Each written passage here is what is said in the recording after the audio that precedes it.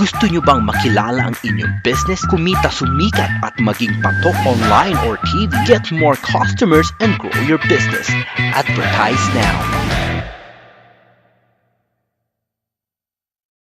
From the studios of Leader News Philippines, Errol Dakabe of Kamaong Asero.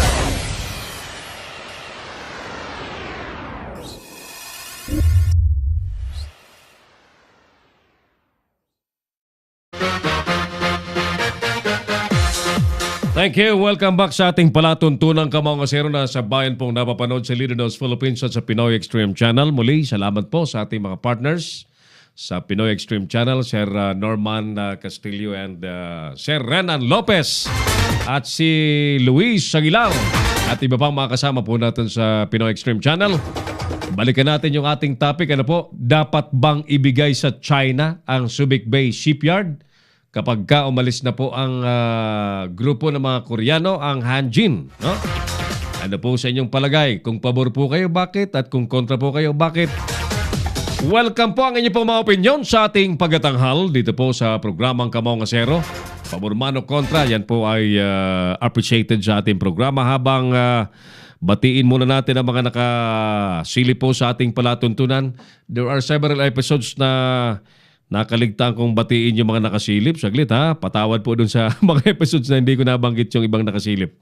Alberto Henavea, sabi niya magandang hapon po. God bless Kamaong Asero, sabi niya rito. Ronaldo Vargas, I am watching po, Boss Errol Dacame. Lahat po ng mga taga Magdalena, Laguna ay nakasubaybay sa iyong program. Thank you, Ronald Vargas. At si Kabayan, si Manoy Abner Parum, we're watching kami sa San Marcelino sa Maynila. Ayan, balita ko dyan na Manoy Abner, kakain ng alikabok yung dalawang damatans na kandidato. Sino ba yung dalawang damatans na kandidato dyan? Mayor, basta yung dalawang damatans na kandidato dyan. Naglipatan na raw yung mga kapitan sa batang kandidato dyan sa Maynila sa pagka-alkalde. Ewan ko kung gano'n na po ang magiging resulta nun kasi napakahalaga po ang papel ng mga local officials pag dumarating po ang halalan. Ano?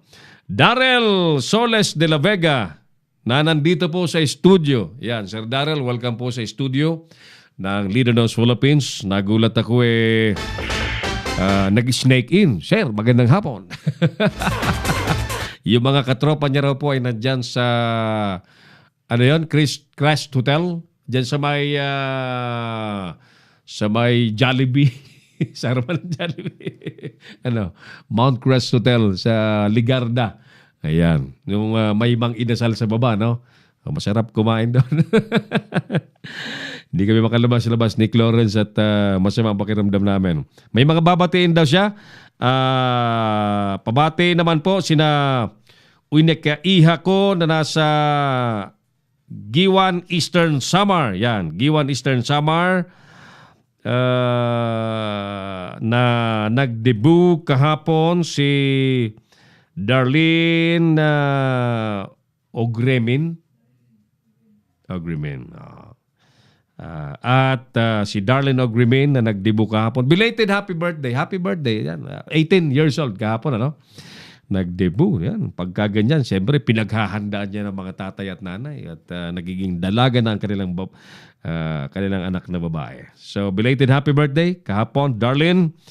Nag-debut kahapon. Si tatay mo, si papa mo nandito sa studio. At sa asawa ko, sabi niya na nasa Qatar, Neil Ganado. Yan. Mabait ito, Ma'am Nel. Mabait ito si Darrell. Huwag ka mag-alala. Di pa naman natin nahuli, di ba? Iba na pag nahuli natin. wala pang nahuli. Sige. Ayan. Thank you, Sir Darrell, sa pagbisita. Si Quincy Joel Kahilig, sabi niya po, ay mas tiwala ang mga Pinoy sa mga Amerikanong kumpanya kaysa sa mga Chino. Kasi mas maayos at makatao sila sa pagtrato sa mga empleyado. Sabi yan ni Sir Quincy Kahilig. Alright, si Floramel Blanco Burgos, nakasilip din po sa atin at si si Tita Telly, Auntie Telly. Auntie ko ito eh. Auntie Telly Dasilio. Ayan, nakasili po sa atin. Kung di ako nagkakamali si Auntie Telly, si Tia Telly ay taga dyan sa Mekawayan City sa Bulacan. Ayan. Okay. Yan. Salamat pala sa mga nagpi-pledge ng tulong sa ating Mission Tabang Tugang. At Manoy Jobert Clet dyan sa Australia, salamat sa coordination mo at may mga taong nagkaka-interest na tumulong sa atin through you. Salamat po, salamat. Yan. Bago daw ang congratulations kay Ryan. Bago daw ang cellphone niya. Napapanood na raw yung ating TV show. Sabi niya, thank you, Ryan. Siguro makakapag-report ka na ng tuloy-tuloy dahil brand new ang cellphone mo. Talaga.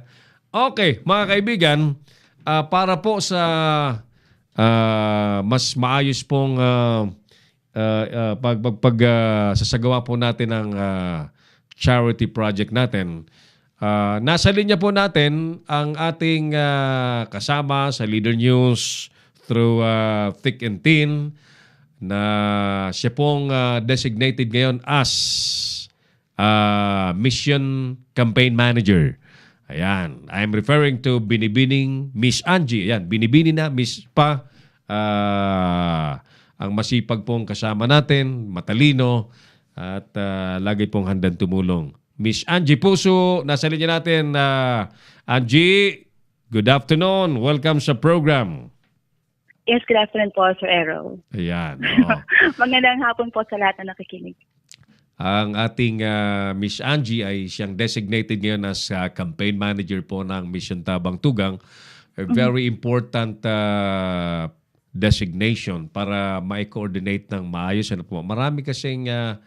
Marami tayong mga kaibigan na willing tumulong, Angie, na nasa group chat na natin at madalas busy kasi tayo. So I'm now entrusting you to work and collaborate with these good men and women na nasa group chat natin.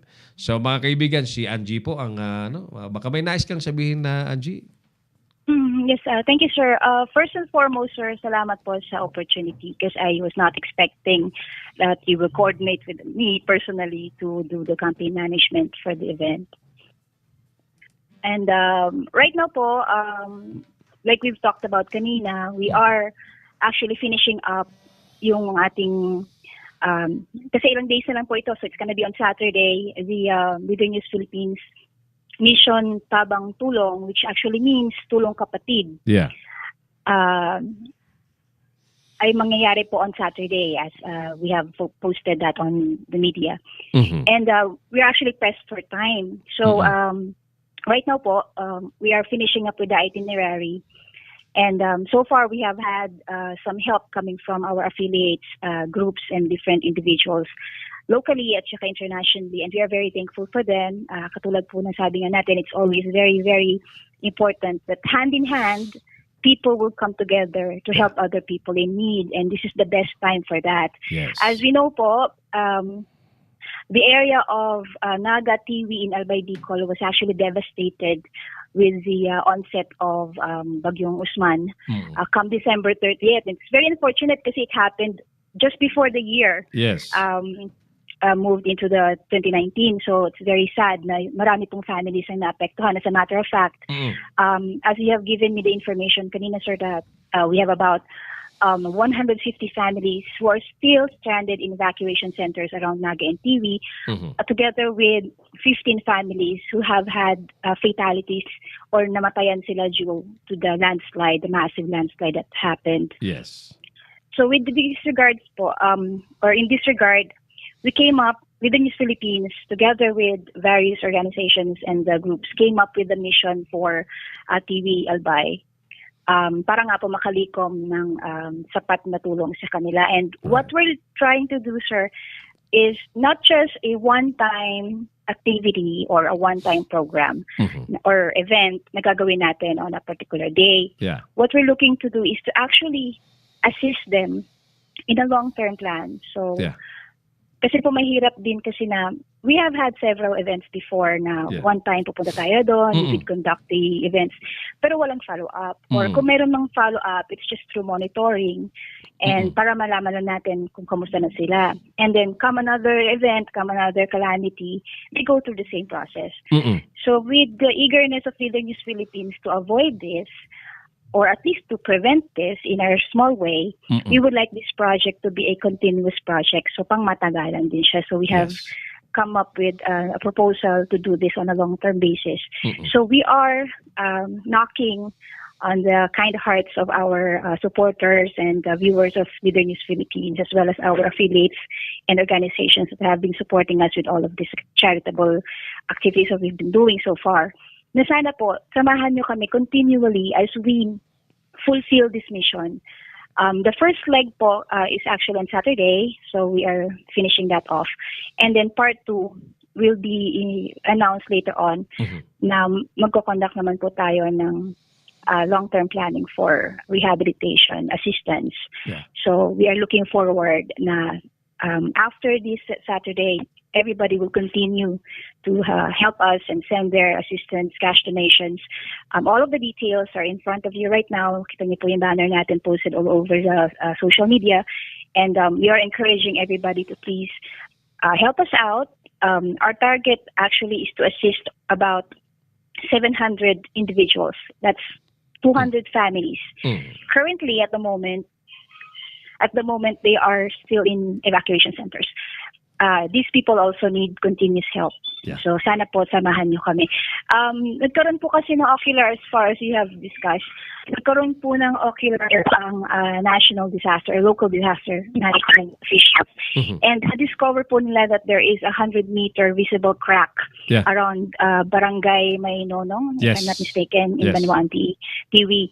So this is also a threat sa darating pang mga cold front, tail end of the cold front na darating pang mga bagyo, na possible risk pa rin, high risk pa rin po mga areas na to, and approximately 150 meters affecting the areas of around 50 meters worth of land mass na pwede maging landslide ulit in the future. So the people in the evacuation centers now are also given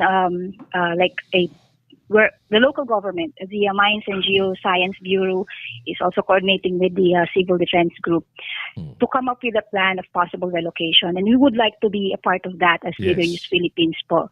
So we are going to look into how we can help them through that dun sa second leg po ng ating mission. So for now, maraming salamat po so far sa mga tumulong na sa atin. We just like to mention the people who have been with us from the beginning of this campaign. PMI, Montalban Bonsai Society, Heroes Alliance definitely has always been with us. Macbo, United Gold Sports, as well as BRC, who just committed this morning. So together with these people and everybody else who's listening right now, maraming salamat po. We are looking forward for your support. So tulungan niyo po kami. So let's go ahead and help our kababayan sa TV Albay. Every single thing matters. And please remember that the little things are not little. So hand in hand, tulong-tulong po, sama-sama tayo, and we'll help everybody else who was needing our assistance at the moment. So maraming salamat po. Thank you so much, Angie, for those kind words na I'm sure nakaka-touch po ng mga puso, ng mga nanonood po sa atin at makasama po natin sa group chat at maaari pang makahikayat ng supporters natin sa Mission Tabang Tugang. So Angie po, si Angie po ang you can talk to Angie whatever you wanted to extend the help. Yes, our communications are open po either through Leader News Philippines, through Heroes, because I'm also a part of Heroes po, and especially together with Sir Taikon Marabilian, who is also our team leader representing Heroes in this project. You can always contact the rest of the groups who are participating in this as well. Para po sa mga donations ninyo, again, the donation, you can send them over to Sir Errol Decame. Account numbers are on the screen, 103-700-463-723 through BDO. And we will be receiving this continually po. So regardless of the Saturday event, tuloy-tuloy po ito. So wag po kayong bibitaw sa pagtulong sa amin. So kailangan po natin ito para sa kanila. Yeah. To mention our initial long-term project to do, which we will still laid down to some authorities there are yung reforestation. Massive tree planting because para po doon Ma'am Angie, sa mga hindi nakakaalam, the vast tract of land in Tiwelbay serves as the geothermal reservation area na kailangan pong napapanatili ang mga kakahuyan, yung healthy forest. And of course, kasi yun din po kasi ang nag-hold sa land areas natin, yung mga puno na yan. So pag walang puno, most likely there will be landslides. So we have to really protect the environment. And this has been happening to a lot of us and our places in the society in the society right now. Dahil po sa deforestation, marami tayong events na nakikita ng landslides. So we have to also be adamant in making sure that we rejuvenate our trees na nawawala na sa atin. That's right. And hopefully we can come up with a relocation project na pag-uusapan natin. At kami naman naniniwala, ayan, si Angie naniniwala na with God, nothing is impossible. Ay, very true. Amen to that. Very true, very true. Sige, Ma'am Angie, baka may nais pa ho kayong i-communicate sa mga viewers natin, mga possible donors natin. You may go ahead. Yes, just please continue sharing our mission, like our post, share our post. The more we reach, the more people we reach out to, the more people who are well informed about this program, the more that we can possibly make this a successful mission. So please help us with that. Maraming salamat po to those who already have committed their support to us. And singit ko lang, sir, kasi you mentioned about birthday. So my daughter is also having her 16th birthday today. Yeah. Yes, happy birthday, sweetheart. Happy birthday. Alodia Luis po. Ayan, thank you. What's the name? What's the name? What's the name? Alodia Luis po. It's tongue twister. Sorry. Alodia Luis. Alodia Luis, yeah. Yes, sir. I And got it. also to Sir John Licup, father po ni CM Oliver Licup. Happy birthday din po. Ay, Tatay John. Tatay John, it's your birthday. Happy birthday. Happy birthday. Yeah. Apo, thank you. Okay. Thank you. Thank you, Mama G. All right. Thank you for those words. Thank you so much. Thank you. Angie Puso, ang ating Mission Tabang Tugang Campaign Manager. At salamat po sa mga nag-commit na at dun po sa mga may kakayahan pong makatulong sa pamamagitan po ng ating Mission Tabang Tugang. In advance, we would like to say thank you, thank you. Ang bilis po ng ating oras. Puntahan muna natin ang ilang pang detalye po ng balita na po. Iimbestigahan na nga po ng Senado at Kamara ang issue po ng pagkawala o pagtangay sa mga datos po ng pasaporte na inanunsyo ng Department of Foreign Affairs noong isang araw. Inihahanda na po ni Senator Coco Pimentel ang resolusyon na magpapatawag sa mga opisyal po ng Foreign Affairs para pagpaliwanagin hinggil sa issue na itinuturing pong banta sa seguridad ng publiko. Kinestyon po ng Senador ang kawalan ng ahensya ng mga sistema tulad po ng backup copies ng mga impormasyon at pati na rin ang malaman na kung sino ang nasabing kontraktor na nagtangay o nagnakaw po ng mga data. At pareho din po ang sentimiento ni Senate Committee on National Defense and Security Chairman Gringo Honasan na imunungkahi po na pag-alaman sa internal administrative at security measures na ipatutupad po sa DFA. Sa panig po naman ng Kamara, ikinabahala naman po ni House Committee on Metro Manila Development Chairman Winston Castelo ang issue dahil sa banta nito para po sa ipinasang National ID System. So, iimbestigahan na nga po ng Senado at ng Kamara ang pagnanakaw po sa passport data ng mga Pilipino dyan po sa Department of Foreign Affairs. Meron bang nagpabaya? Meron bang dapat papanagutin?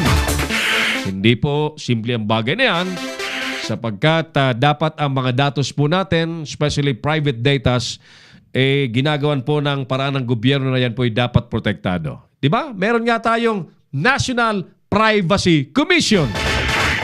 So, parang mapapahiya tayo dyan. Pagka ganyan, ano? DFA mismo nagkaroon ng ganyang issue, no? So, So tila naulinigan ko rin na pinaiimbestigahan na po ng Malacanang sa National Privacy Commission ang naturang issue.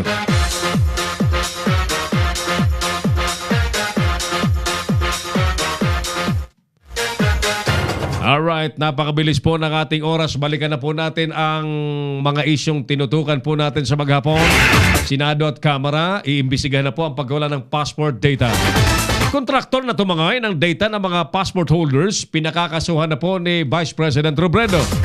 Tangkapang maghagis po ng granada, patay naman ng manlaban sa mga pulis ang robbery suspect. PNP, pinatanggal na ang mga police escort ng ilang individual at government officials. Petisyong humihiling po sa DBM na ilabas na ang fourth tranche ng Salary Standardization Law, isinumiti na ni Andaya sa Supreme Court. Kamara, respetado po ang investigasyon naman ng Ombudsman sa flood control scam. Balik South Korea na ang tunay-tunaladang basurang nakalusot po sa Mindanao naman. Misa para sa pinatay na si Congressman Batu Cabe na puno ng emosyon.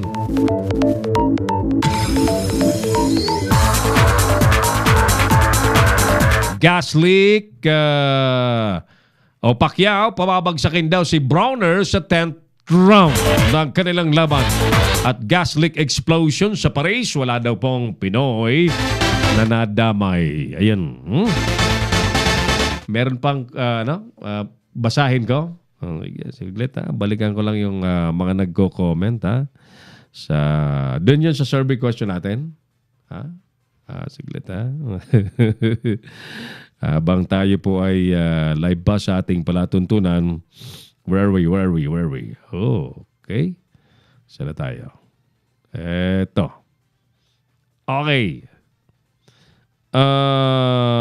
Flora Mer Blanco Burgos, sabi niya, good PM sa mga anak ko dyan sa Mindanao. Mga anak pa lang, gustong batiin ni Floramel.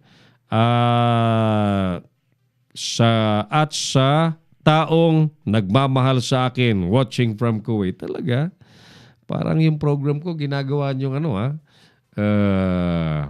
parang, ano nga ang tawag doon? Parang gatekeeper na mga mensahe nyo. Sige, ayos yan, Floramer, thank you. Shout out po kay Sir Erwin Lowell Balyola. Sir Erwin Balyola. Ayan. Thank you for your support and for watching. Thank you. Sir Erwin yan. Balyola. Lowell Balyola. Yan. Okay, I got it right. Mabalos tabi, Errol, sa pagbati mo. Take care. May the Lord guide you. Delikado baga ang Transjordan mo sa sa panahon na ini. May God guide you always. Yan. Sabi ni Auntie Telly Dasilio. Nanonood po sa atin. Thank you, Auntie. Maybe she is referring to our profession na nasa media. Alam niyo po, Auntie Telly, kami po ay wala naman po kaming dapat ikatakot sapagkat una, wala po kaming ginagawang masama. Wala po kaming ginagawang illegal. At kami po ay at all times ay patas po sa balita at pawang katotohanan po ang sinasabi po namin dito at wala po kaming mga hidden agenda. Hindi po tulad ng ibang media, may mga hidden agenda. Nagparinig. Mga hidden agenda ng ibang media outfit.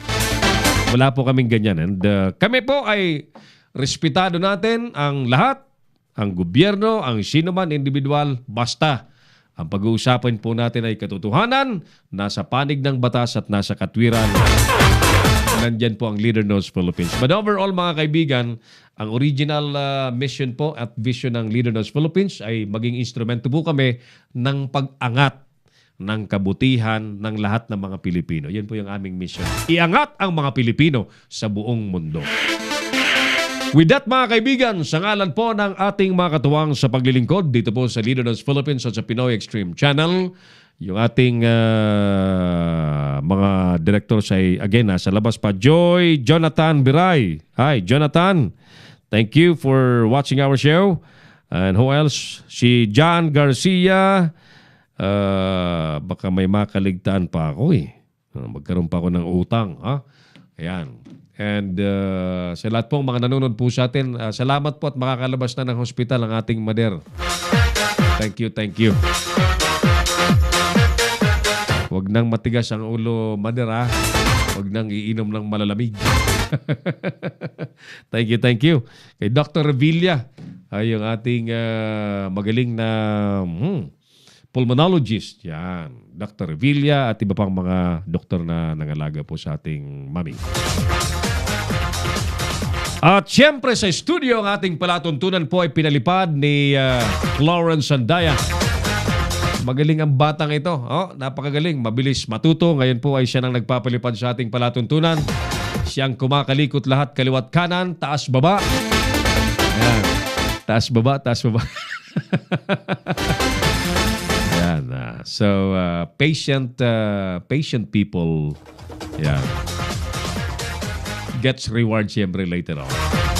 Mga kaibigan, ako pa rin po ang inyong kamaong asero si Errol Dacame. By the way, ulit salamat kay Sir Darrell Solis de la Vega dito sa ating studio habang yung mga kasama niya raw po ay nasa Mount Crest Hotel. Ako pa rin po ang inyong kamaong asero si Errol Dacame. Maraming salamat. God bless Pilipinas! Inyong napanood ang mga batas na banat ni Errol Dacame sa Kamaong Asero. Abangang muli dito sa Little News Philippines.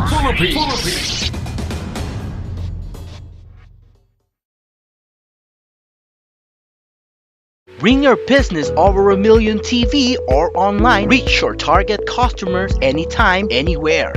Your brand on TV or on the web. Get more customers and grow your business. Advertise now.